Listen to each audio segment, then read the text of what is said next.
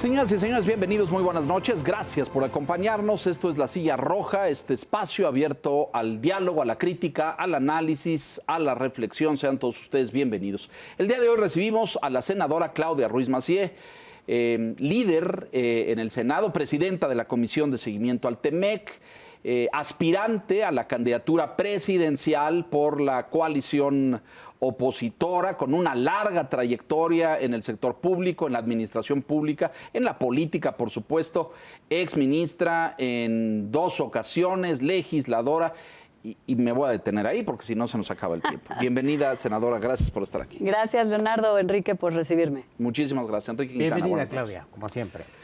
Hijo, hay muchos temas, la agenda está cargada y han pasado muchas cosas, entonces yo sugeriría que empecemos por el Senado y lo que sucedió en el Senado y esto que ha provocado enormes comentarios y polémica y controversia en lo que no le quieren poner la noche triste porque esa pues ya tiene una etiqueta en la historia, pero sí la noche oscura o la noche negra ahí, la del 29 de abril y las votaciones de Morena apresuradas para aprobar una serie de iniciativas. A lo mejor empezamos con eso, si te parece bien, senadora, y luego hablamos del futuro de la coalición, de la viabilidad de construir una candidatura, una candidatura única a la presidencia de la República.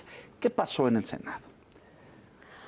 ¿Qué pasó en el Senado? Vimos, de alguna manera, la confirmación de lo que hemos estado viendo estos 5 años, prácticamente, una decisión de la mayoría y del gobierno de Morena y del presidente López Obrador de terminar con las instituciones democráticas, de demostrar que tienen la fuerza para poderlo hacer y de pues una actitud en donde se cancela la política como un instrumento para construir entre todos las soluciones que el país necesita.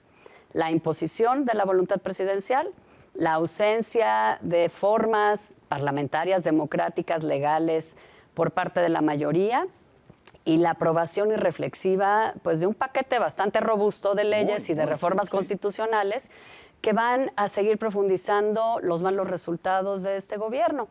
Menos salud para los mexicanos, menos competitividad y crecimiento para nuestras empresas, menos respaldo para quienes más lo necesitan, como los campesinos, más de todo para las Fuerzas Armadas que amplían su huella en todas las actividades del gobierno.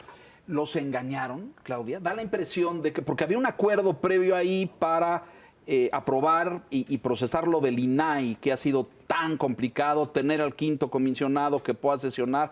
Estaba el tema de una colega de ustedes, una senadora que está en comisión en Europa, que está en función, es decir, está trabajando, pero pues entró la suplente, porque si no, no juntaban el número, es decir, hay una serie de procedimientos atropellados y violados ahí, pero el tema es, ¿no lo vieron venir? Es decir, o ustedes, sé que había un acuerdo, el coordinador en la Junta en la Junta de Coordinación Política les dijo, vamos a discutir, y de repente, sorpresa, esto se cancela, vamos con lo otro, ¿qué pasó? Totalmente, se había llegado a un acuerdo con el senador Monreal para aprobar la designación de un comisionado, de 3 que faltan, 1 nada más para que pudiera sesionar el pleno del INAI, que desde marzo ya no puede hacerlo. Y ya planchado, ¿no? Me planchado, parece. Incluso me dicen que el personaje estaba ahí, ¿no? Claro, se le hizo venir para poder rendir protesta.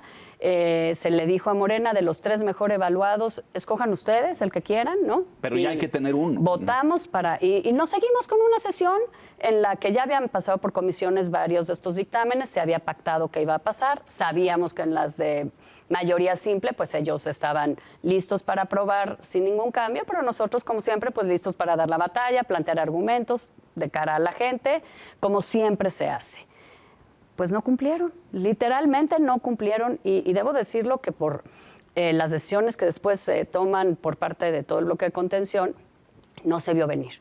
No se vio venir el que fueran a renegar de su palabra. O sea, lo sorprendieron en realidad. Totalmente, porque vamos a la votación y no hay ni un voto de Morena o de sus aliados que vote a favor de la propuesta de comisionado que ellos mismos habían escogido, ¿no?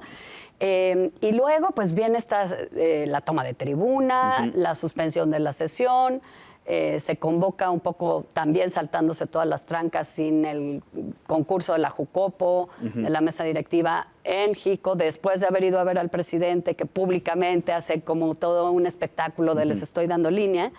Y vemos una sesión pues muy rápida para el número de cosas que se aprobaron, en donde sin leer, sin pasar por comisiones en muchos de los casos, aprueban una tras otra estas 18 leyes, 2 reformas constitucionales, muchas de las cuales efectivamente ni siquiera pasaron por comisiones porque el propio senador Monreal había dicho, démonos el tiempo. Es más, ese día en la mañana todavía dijo, aquí no aprobaremos en fast track ninguna de las cosas. La ley de ciencia y tecnología, por ejemplo, que no pasó por comisiones, y todo el desaseo que vimos. Senadora que está con cargo al Senado de comisión en Europa, manda extrañamente una solicitud de licencia y le toman protesta a una suplente, pero pues si no había quórum, pues tampoco le hubieran podido tomar protesta, ¿no? Entonces, todo este desaseo que, insisto, por un lado muestra pues, no solo talante autoritario, esta demostración de fuerza, este desplante, ¿no?, antidemocrático y que cancela la política que tiene el gobierno, que tiene el presidente, que tiene Morena, porque el procedimiento legislativo no es nada más un conjunto de pasitos, ¿no?, que sigues para que tengan formalidad. Sí, ¿qué sigue? Vamos aquí, va a comisión. La verdad es que tiene una razón de ser, darle legalidad, darle certidumbre a la deliberación, procurar y promover la deliberación plural. Es más, en los antecedentes que hay en la Corte, cuando se cancela o se declara la invalidez de alguna norma aprobada por el Congreso, lo que pesa cuando se dice violaciones al procedimiento no es solo el paso 1 o el paso 2, es si hubo o no condiciones para la deliberación real, que los senadores o los diputados conocieran el contenido con tiempo.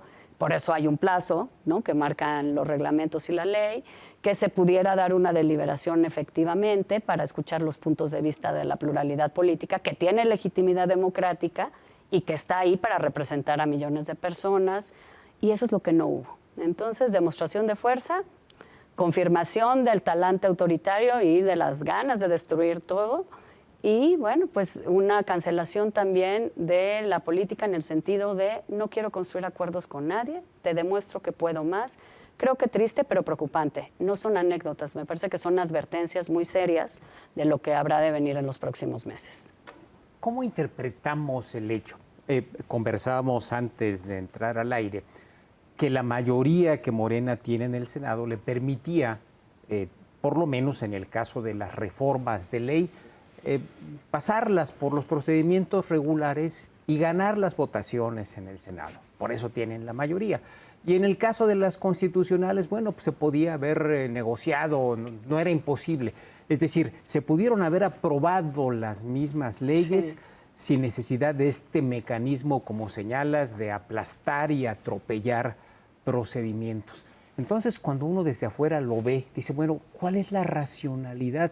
Porque ahora es posible que un paquete de leyes, se habla de 12, al menos de 12 que se van a impugnar, pues eventualmente se van a caer, como tú lo señalas, por violaciones de procedimiento cuando se discutan en la Corte, las acciones de inconstitucionalidad que se van a emprender. ¿Por qué? ¿Cuál es tu entendimiento del por qué pasó? Mira, tratándome de poner en los zapatos de quienes no entiendo, porque realmente muestran unas actitudes que no comparto y que no me parecen propias de un país democrático, ni de políticos de experiencia, como puede ser el senador Monreal. Yo creo que es literalmente una demostración de fuerza y de poder. Es una demostración de lo que puedo hacer porque puedo. Lo que yo quiero lo puedo hacer, no te necesito. Te demuestro que lo puedo hacer cuando yo quiera. Porque es muy claro que es después de que acuden a Palacio que se hace todo este montaje de la foto con el presidente, las cuatro sus corcholatas, los legisladores oficialistas, la instrucción, ¿no? Se pasan las leyes hoy como sea. Es una demostración de fuerza, una demostración de poder y una advertencia. No se me pongan enfrente porque los voy a atropellar. Mira, de hecho, una de las reformas constitucionales que se aprobaron finalmente había sido aprobada por unanimidad en las comisiones, ya se había discutido en las comisiones. Otra no había sido aprobada por unanimidad y seguramente iba a tener otros problemas en el Pleno. Pero estábamos listos para eso, ¿no? Ni modo, pues también la regla de la mayoría, cuando es mayoría simple, pues vale, esa ¿no? es. Claro, simplemente denos la oportunidad de debatir, de plantear reservas, en fin, de dar este debate y deliberar de cara a la ciudadanía. No quisieron, no porque no pudieran, sino porque querían demostrar que pueden atropellarte. Y yo creo que es eso, es una demostración de fuerza y una advertencia a las oposiciones y a los críticos del régimen de que a partir de ahora sí que se acabaron las concesiones, que no había habido muchas, ¿no? Pero es una advertencia de cara al futuro y claramente en el escenario preparatorio de la sucesión presidencial. ¿Cómo queda Ricardo Monreal frente a ustedes? Porque sé que han hecho un esfuerzo a lo largo de 4 años de sostener un diálogo, de construir consensos, de establecer. A mí me parecía que el senador Monreal había hecho un esfuerzo por ser un líder de la mayoría, pues muy conciliatorio, muy respetuoso de las otras coordinaciones partidistas. ¿Cómo queda frente a esto? ¿Alguien le va a volver a creer a Ricardo Monreal? Pues mira, yo creo que en este aviso de último tercio, ya nos fuimos al último tercio, abandonamos todos los consensos, las formas, los acuerdos, conforme veníamos trabajando todos estos años. Ricardo Monreal queda pues muy deslegitimado frente a la oposición. Creo que también él lo ha reconocido frente a su propio grupo con una gran fragilidad, su liderazgo, y frente a la oposición que se siente engañada porque no cumplió con su palabra en el tema del INAI, pero también porque no convoca a los coordinadores parlamentarios, conforme marca el reglamento, a decir, oigan, si no hay condiciones, vamos a Jicotencat, como podría hacerse. Él dice que sí, los coordinadores de oposición dicen, nunca nos convocaron, no supimos. Entonces creo que es difícil que tenga credibilidad lo que dice ya el líder de la mayoría, y esto no es bueno para ningún liderazgo, y desde luego es pésimo para los trabajos del Senado de la República, pero al final, en política como en la vida, pues lo que uno dice y lo que uno hace y cumplir con tu palabra es lo que es importante.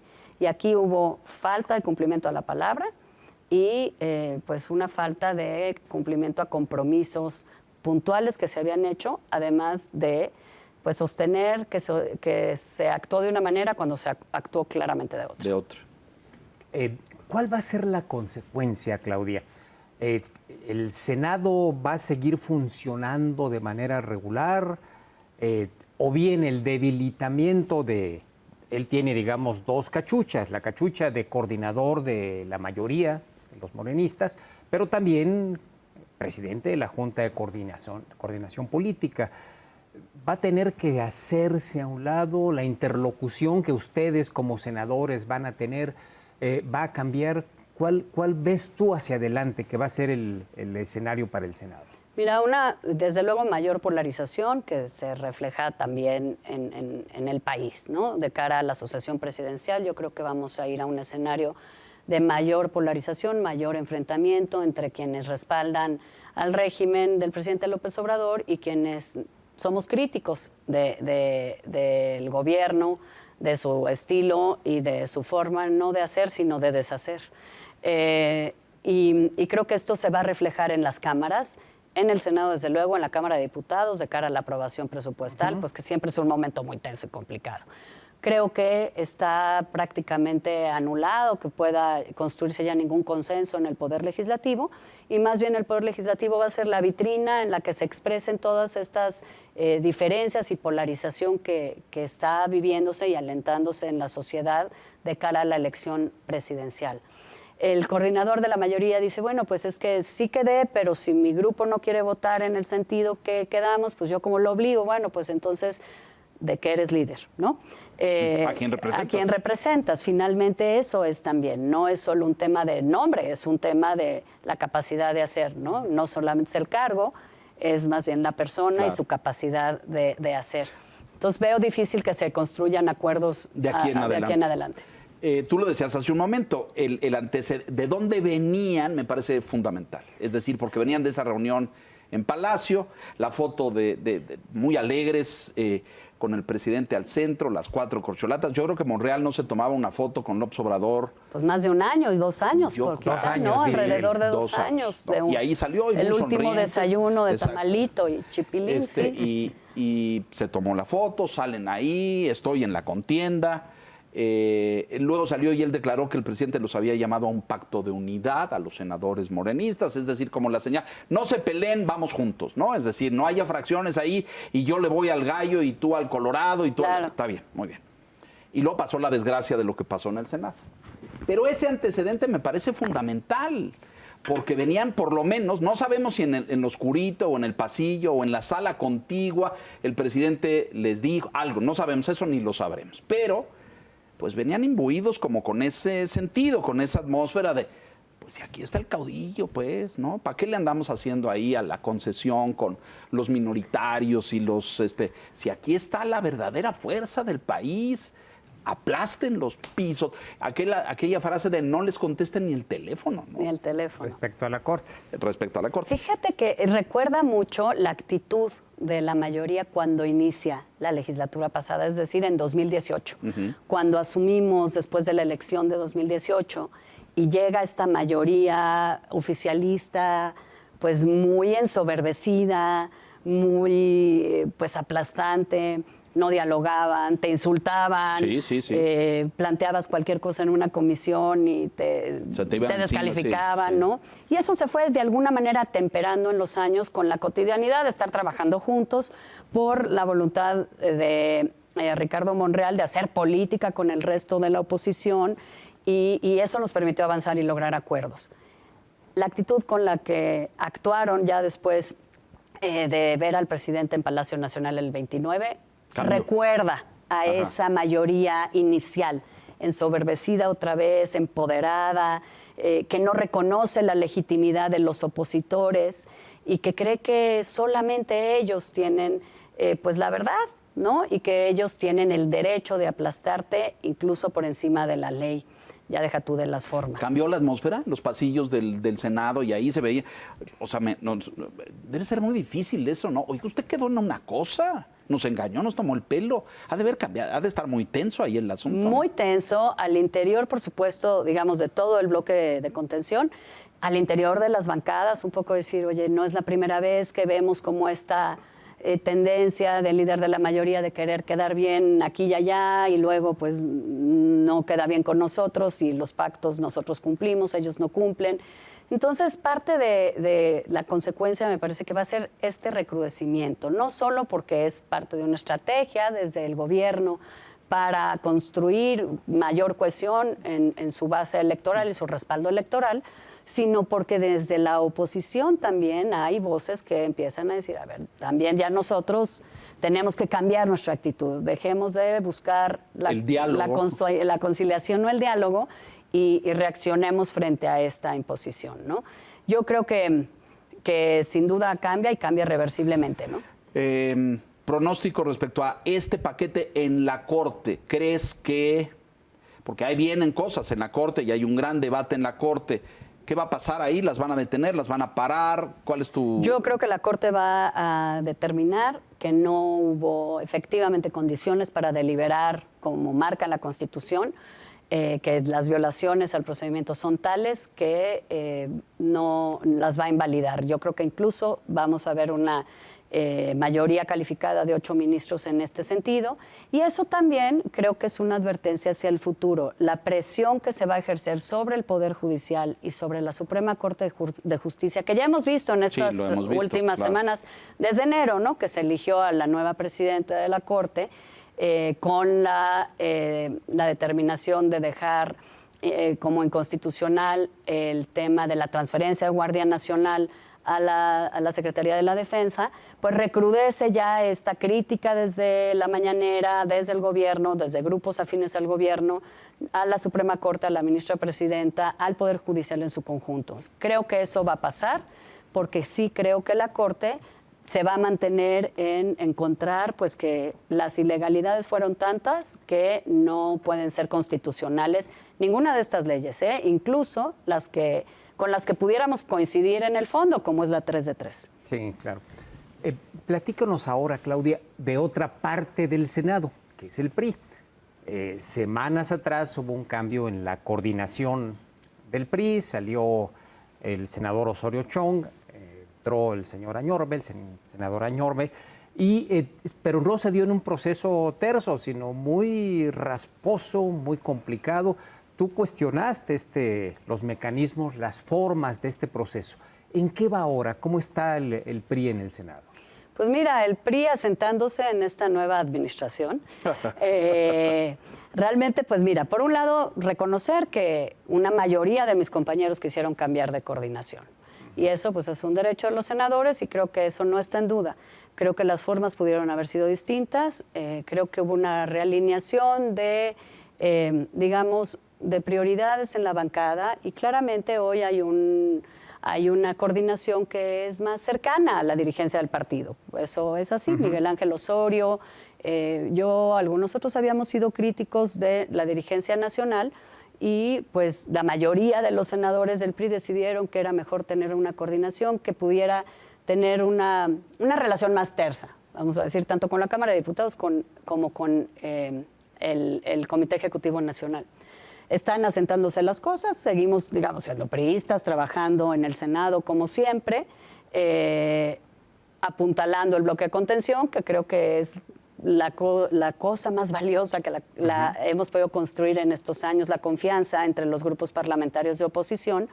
Y nosotros, pues, y en lo personal, siempre yo convencida de que esa es la ruta. Entonces, mientras haya, digamos, cordialidad, cumplimiento a los acuerdos que hizo con nosotros el nuevo coordinador respecto de el respeto a nuestras opiniones, a nuestro espacio de trabajo, a la libertad que siempre ha habido en la bancada de votar conforme a la visión de cada quien, pues seguiremos apuntalando eso y apuntalando el bloque de contención. Si eso se acaba, pues... ¿No se percibió fractura con el cambio en la coordinación? Pues mira, fractura no como la vivimos y que también me tocó vivirla en 2003 en la Cámara de Diputados, cuando se fractura la fracción del PRI, por un enfrentamiento también entre la coordinadora de la bancada y el presidente del partido.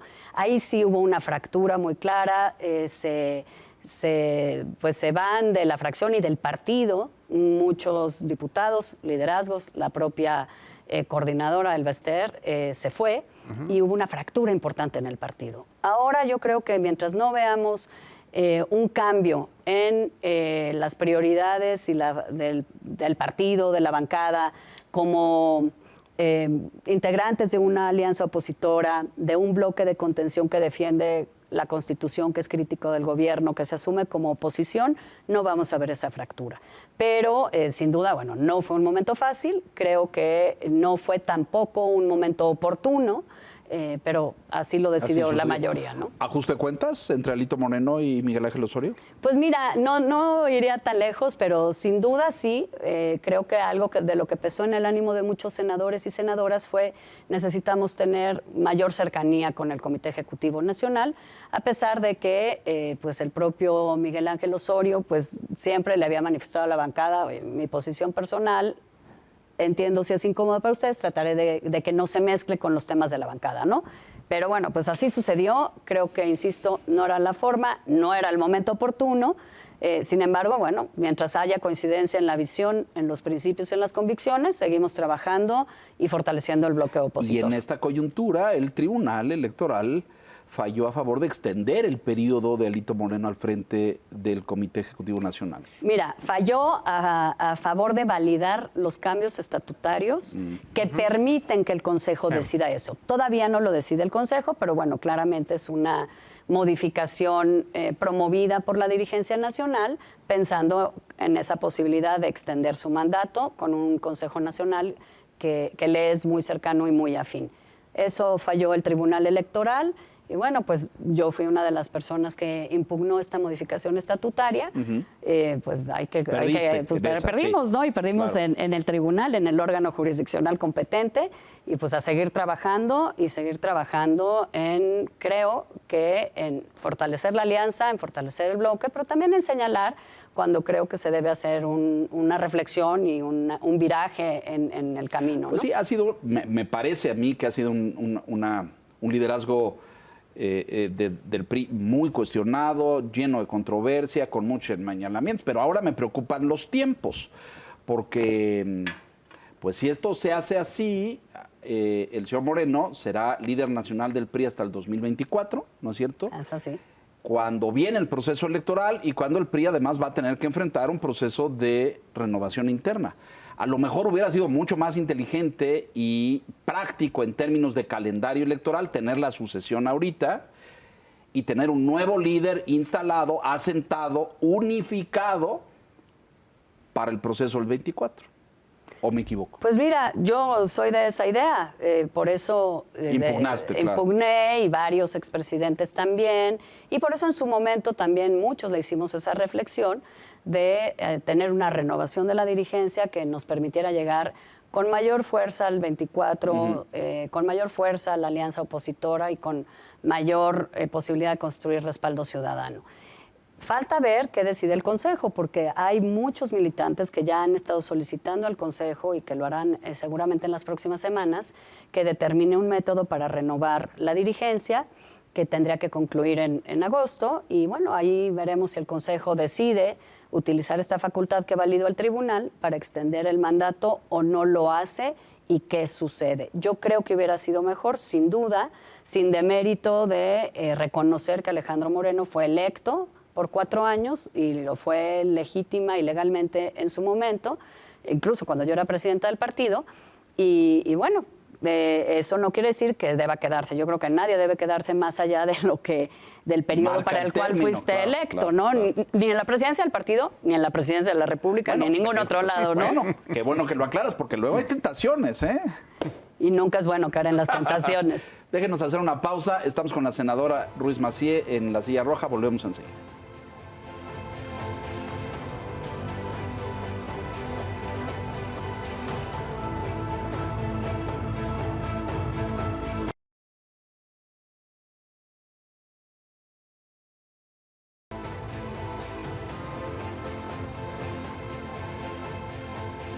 Estamos de regreso con la senadora Ruiz Massieu, aspirante también. Vamos a la pasarela. Hace unas semanas vimos ahí un desfile de aspirantes del PRI, del PAN, del PRD. Sociedad civil. Y de sociedad civil. Gustavo de Hoyos estuvo ahí también, exactamente, bajo la coordinación de Guadalupe Acosta Naranjo. Y algunos de ustedes, casi todos, tuvieron oportunidad de externar sus posiciones y su visión. ¿Cómo se vive eso desde adentro? ¿Ya hay método? ¿Ya hay un mecanismo? Ok, estamos todos estos y yo no sé si luego se van a sumar más, pero por lo pronto estamos los que estamos. Y ya decidimos qué sigue, cómo se elige, porque los tiempos se están acortando, ¿no? Los señores de Morena enfrente, el presidente está hablando de 90 días. Fíjense, una cosa importante. ¿Hace cuántos años que el presidente de la República no era protagonista del proceso electoral? No, los protagonistas eran los líderes de los partidos, claro, y eran los aspirantes a candidatos o candidatos. Y el presidente estaba atrás, a lo mejor hace 20 años. Y se nos olvida eso. Y hoy el protagonista del proceso es el que despacha en Palacio Nacional. Y el que dice, estos son los tiempos, así lo vamos a hacer. Y una encuesta que yo creo que está aquí. Sí, sí. ¿No? No es una encuesta que vayamos a ver. ¿Cómo está el clima dentro de la alianza y cómo están los acuerdos, cómo está la competencia? Pues mira, yo creo que en ese foro que tú mencionas que convocó Unidos, que fue muy valioso porque se ve que hay aspirantes en la oposición, que somos distintos perfiles, que hay pluralidad y que esa pluralidad pues refleja también una pluralidad nacional. Pero que todos estamos hablando de lo mismo. Queremos abanderar una coalición amplia, en mi caso lo más amplia posible, y ciudadana, lo más ciudadana posible, Y todos estamos en esa lógica. 2, estamos comprometiendo cosas juntos, aunque cada quien le haya puesto su acento, comprometiendo que esa alianza no va a ser solo electoral, sino que De gobierno también. va a ser de gobierno y legislativa. Y va a incluir pues también un componente ciudadano importante. Y creo que eso manda también señales en medio de esta ausencia de método, que todavía no lo hay, como que hay una unidad de visión, y eso me parece que da certidumbre. Primero, estamos en medio de 2 procesos electorales importantes, el Coahuila y el Estado de México, y eso es como el punto focal de la atención de todos en este momento. Así debe ser, porque ahí estamos también compitiendo como coalición, y creo que eso es la prioridad en este momento.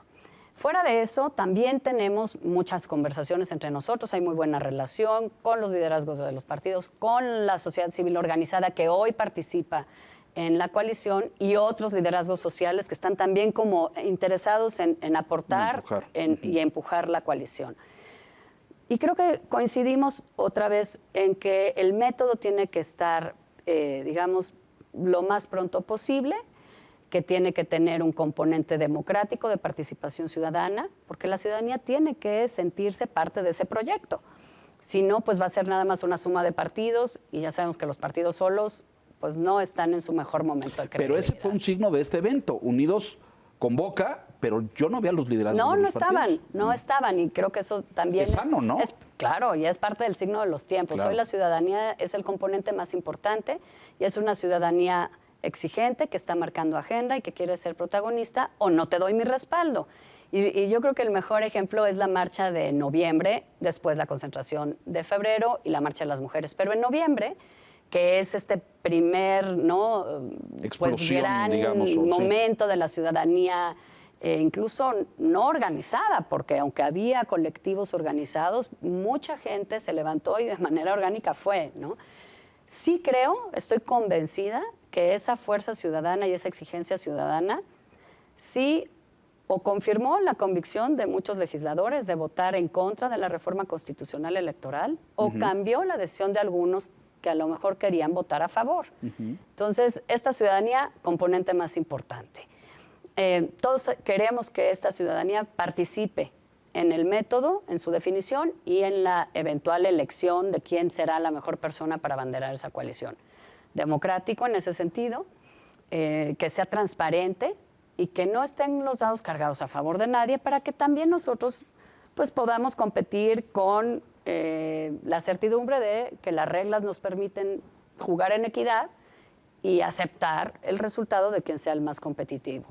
Tiene que ser aceptable para los partidos también, y tiene que ser pues creíble para la ciudadanía y darle fortaleza a la propia coalición, que conforme avancen las etapas, porque tienes que ir pues cribando, ¿no?, para que al final no pueden llegar 14 personas, ¿no?, tienen que llegar 3 o en fin, lo que se decida, para que al final todo el mundo se pueda sumar, pero que en el proceso mismo, en los meses que esto tarde, puedas recorrer el país, puedas darte a conocer a la ciudadanía, claro, puedas presentar alternativas, y esto mismo vaya generando entusiasmo y credibilidad de que va a haber una alternativa confiable, creíble, plural, donde te puedas sentir representado, y confianza de que eventualmente pues, las reglas fueron claras, fueron asumidas por todos, pudiste participar y todo el mundo se puede sumar en buena lid, ¿no?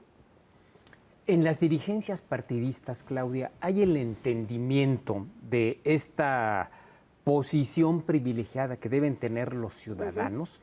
Porque mira, yo pensaba, imagínate que aquella concentración de noviembre hubiera sido convocada por Alejandro Moreno, Marco Cortés y Jesús Zambrano, y no por la sociedad civil, claro, como ocurrió. Yo creo que hubieran ido haciendo este ejercicio de imaginación pues unos cuantos, y no la gran cantidad de personas que se movilizó, porque fue una convocatoria ciudadana.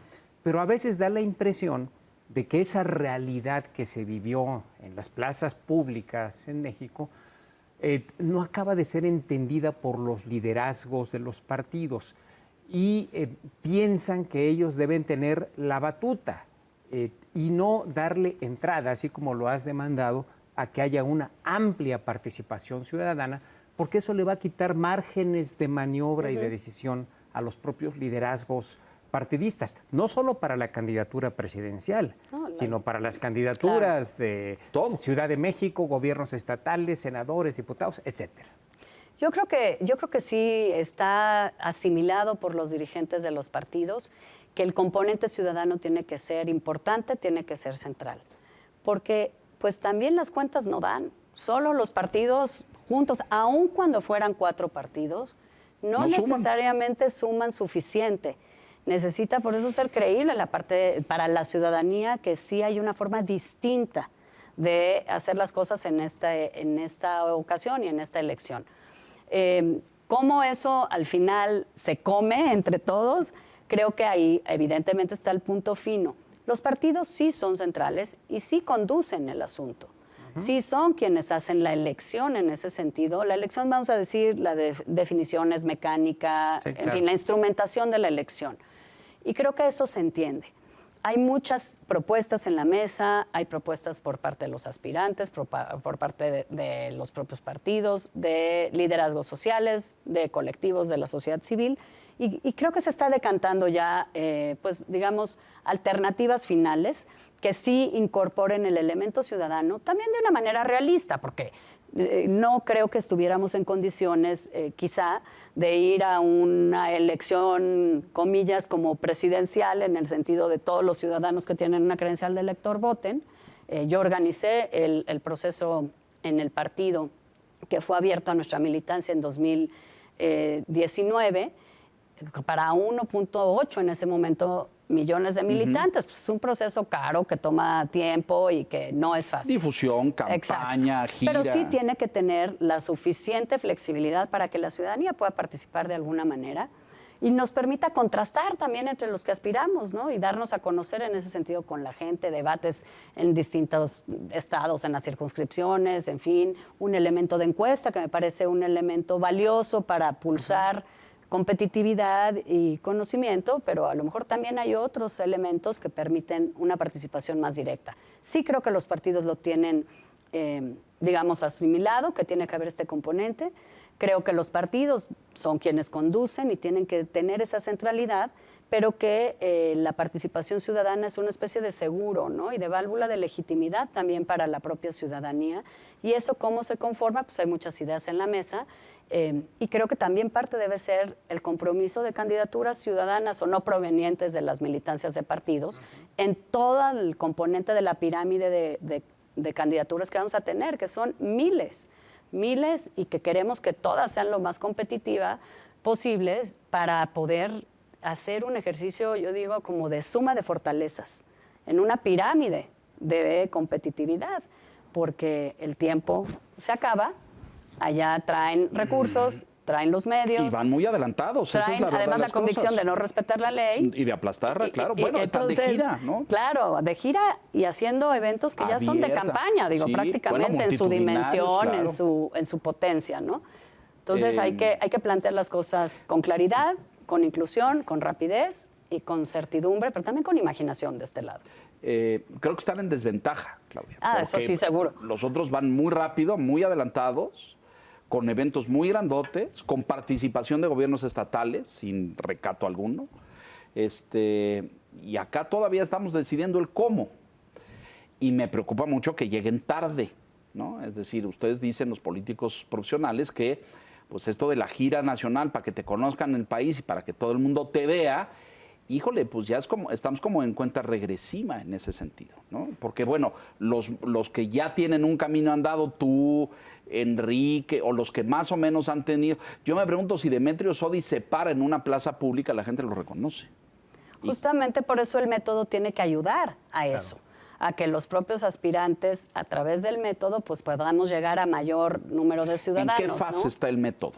Ahí están solo los liderazgos de los partidos, participan también algunos liderazgos de la sociedad civil. ¿Y en hay qué como va? buen diálogo. La verdad es que yo creo que ahorita está en un pimponeo de distintas propuestas, ideas que se han planteado, pero los componentes están claros.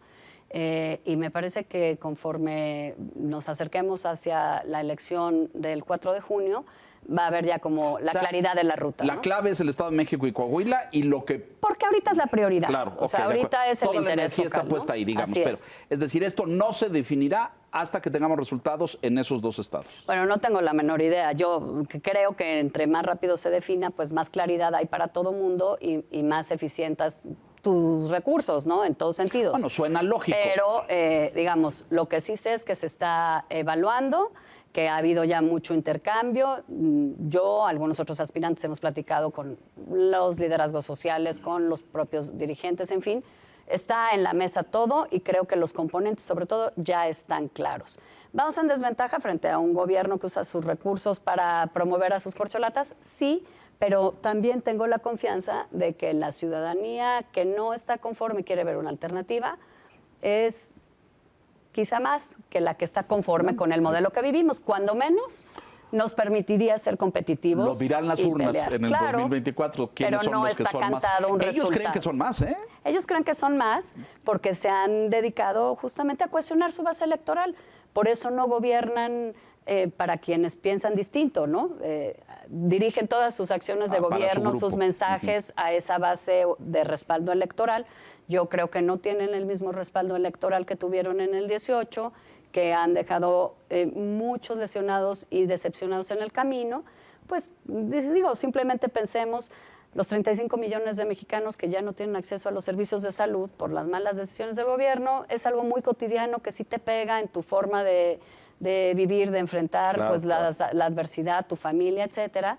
Pues no están tan contentos. Entonces, ¿cuál es nuestro reto? Claramente, definir pronto, con certidumbre, mostrar que hay la posibilidad de competir y ganar, que hay un proyecto incluyente para toda esa ciudadanía que no está conforme, pero más que esa ciudadanía que no está conforme, para eventualmente poder construir una visión de gobierno para todos. No es, bueno, ustedes ya ganaron, luego nos toca a nosotros y ahora yo vamos gobierno solo repartiendo. para nosotros, ¿no? Creo que hay que plantear las cosas distinto, porque lo que nos está haciendo falta como mexicanos, como país, es construir nuevos consensos. Creo que se agotaron los consensos que tuvimos después de la revolución para pacificar el país, construir la nueva institucionalidad, los consensos que hicimos para entrar a la modernidad a finales de los 80, y hoy necesitamos nuevos consensos. ¿Cómo vamos a generar un desarrollo pues, más incluyente, más sustentable? ¿Cómo vamos a generar un modelo de seguridad cotidiana y de construcción de paz en un México como el que tenemos hoy, con la expansión no solo del crimen organizado, que es escandalosa, sino de la delincuencia cotidiana que te asalta en el transporte público, que roba tu casa, ¿no? Esta violencia contra las mujeres? ¿Cómo vamos a reconstruir las nuevas instituciones, no las viejas, las nuevas instituciones, para enfrentar un sistema de salud desarticulado o para darle la educación a los niños que necesitamos y los nuevos entendimientos con el sector productivo privado que genera empleo, que detona desarrollo y que lo tiene que hacer con un Estado que da certidumbre, que facilita, que nivela y equilibra estas desigualdades en favor de la gente más vulnerable, pero que también te da certidumbre para invertir, en fin, nuevos consensos creo que es lo que se necesita, no nuevas exclusiones. Dame tu reflexión, Claudia, a propósito de los números que traemos en nuestras encuestas. La última, al preguntarles por los nombres más conspicuos de los que, o las y los que han declarado su aspiración, pusieron en primer lugar en términos de opiniones favorables a la senadora Lili Téllez con 26% y en segundo lugar a ti con 24%, con una preferencia que va creciendo. Es interesante que dentro del universo de aspirantes, pues en primer lugar estén dos mujeres. Lili Téllez del PAN, tú del PRI. ¿Qué lees de eso? Pues mira, primero leo que las biografías sí importan, ¿no? Lili tiene una trayectoria personal, fundamentalmente en los medios de comunicación, es una mujer muy conocida y que ahora en su faceta de senadora, pues ha sido muy aguerrida, y creo que esa parte de ser aguerrida le gusta a parte del electorado que está frustrado un poco con las cosas, ¿no?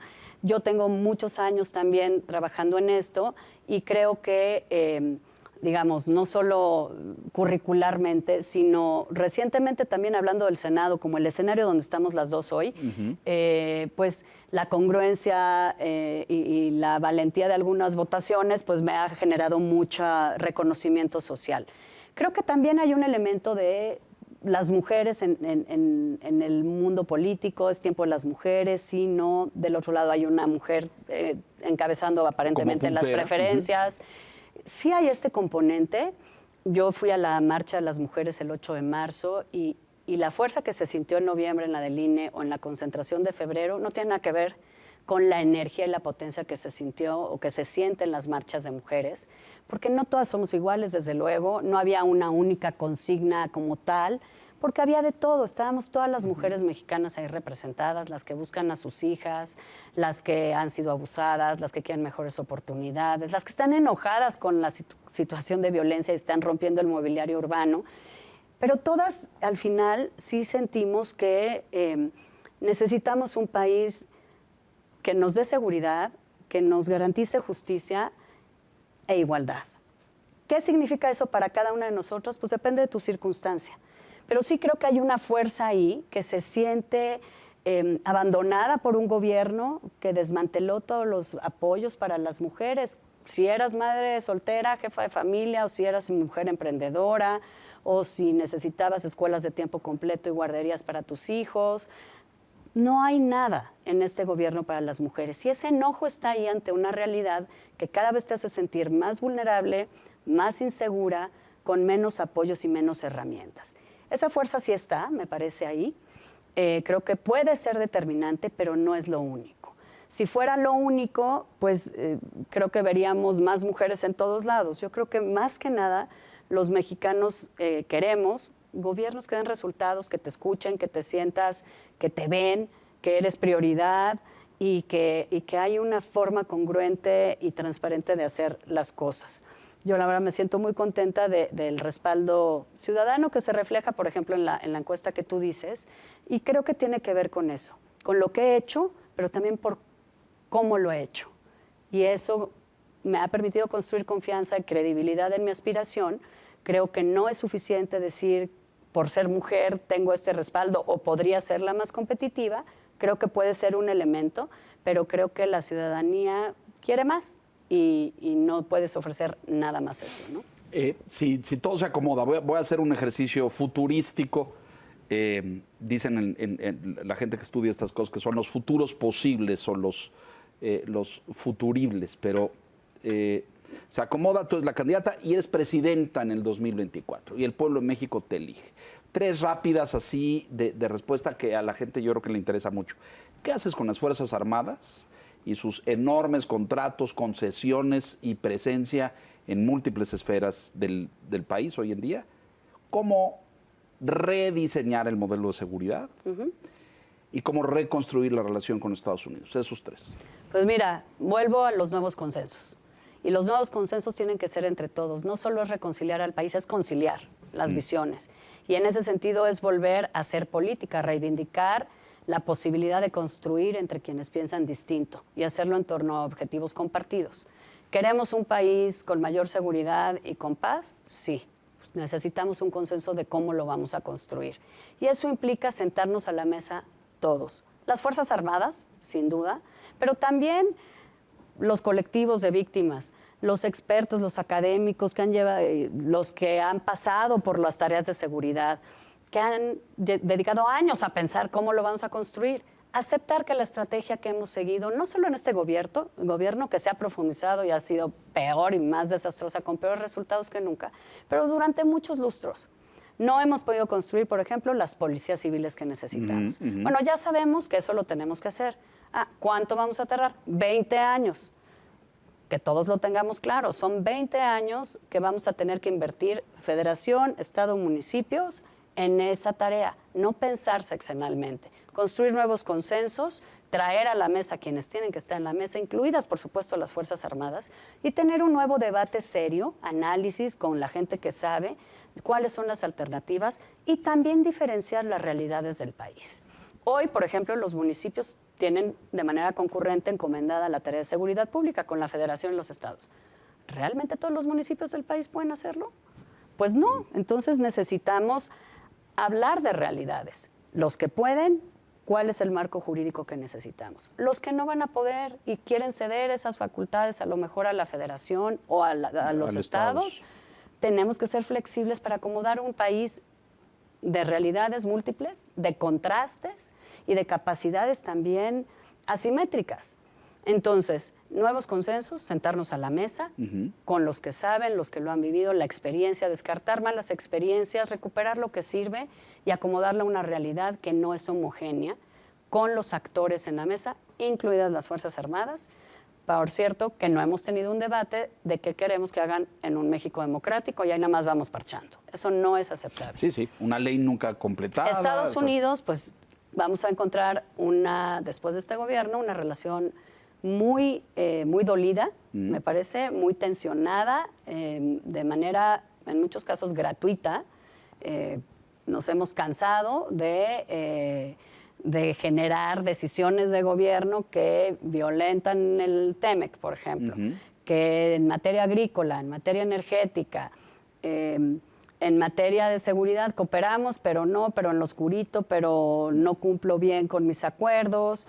En fin, creo que ha sido errática, errático el manejo de la relación bilateral, que va a estar muy tensionada esa relación. Por cierto, nunca es buena noticia para México cuando coincide nuestra elección presidencial con la de Estados Unidos, y eso también va a generar un escenario de mucha tensión, de polarización respecto de la relación bilateral allá y acá.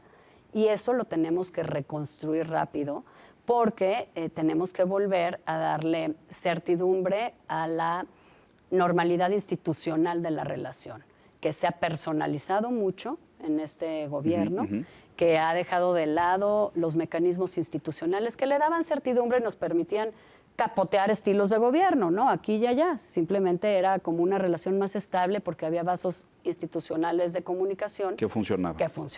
Y eso hay que recuperarlo, porque sí es nuestro principal socio, porque sí es nuestro socio indispensable para la construcción de tranquilidad, de paz, de prosperidad, de competitividad. Y porque si no nos entendemos con ellos, pues va a estar pésimo, ¿no? Entonces, volver a la política, nuevos consensos, sentar a la mesa a quienes tienen que estar. 2 minutos, comentarios finales. Creo que algo fundamental es partir de la base del descrédito de la clase política. Claro. Y no hablo de un partido solamente, sino de la clase política como tal, y la necesidad de que esa clase política recupere el crédito entre la ciudadanía. Yo difiero de aquellos que quieren deshacerse de los partidos. Los partidos son instrumentos fundamentales de la gobernabilidad, de la democracia, pero los partidos deben reconstruirse y volverse a imbricar con la ciudadanía. Ojalá puedas seguir en esta tarea y pues mucha suerte en tus aspiraciones, Claudia. Gracias, Enrique. Yo creo que es los políticos, los partidos, y tiene que ver con esta nueva forma de hacer las cosas. No es un partido en lo particular, somos todos. Es los políticos, todos son malos. No. ¿Qué quiero que hagan los políticos y cómo quiero que lo hagan? Las cosas bien, transparente, dando resultados, de manera honesta. Rindiendo cuentas. Y rindiendo cuentas. Y creo que esa es como la nueva etapa a la que tenemos que ir.